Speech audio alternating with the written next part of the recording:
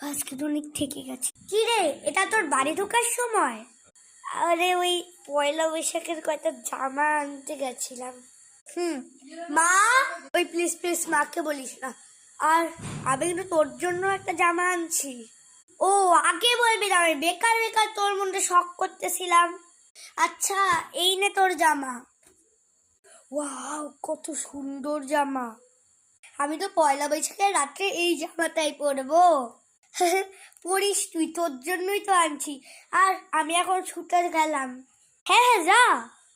হ্যাঁ, আর মাকে বলার ভুলটা যাতে না হয়। আর তুই টেনশন নিস কেন, যা না। জামা তো পাওয়া হয়ে গেল, কিন্তু ও অলরেডি লিপস্টিক ভাঙছিল না আমার, এইটার বগলা তো আমি এখন নিব। মা,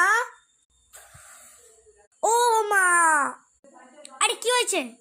ও তুই বল বাবা, বল। মা জানো, ওনা আজকে বাড়িতে 1টার সময় আসছে। আচ্ছা, 1টায় আসছে, আমি দেখাচ্ছি কালকে সকালে ওর মজা।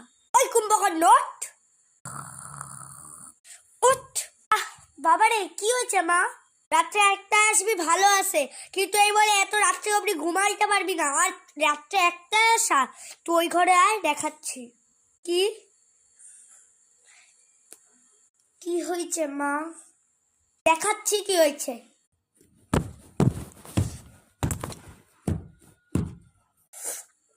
বাবারে। আর মা জানো, বুনুনা রাত্রে 1টার সময় গেটের সামনে দাঁড়ায় ছিল, মানে ও যাই গেছিল। আচ্ছা,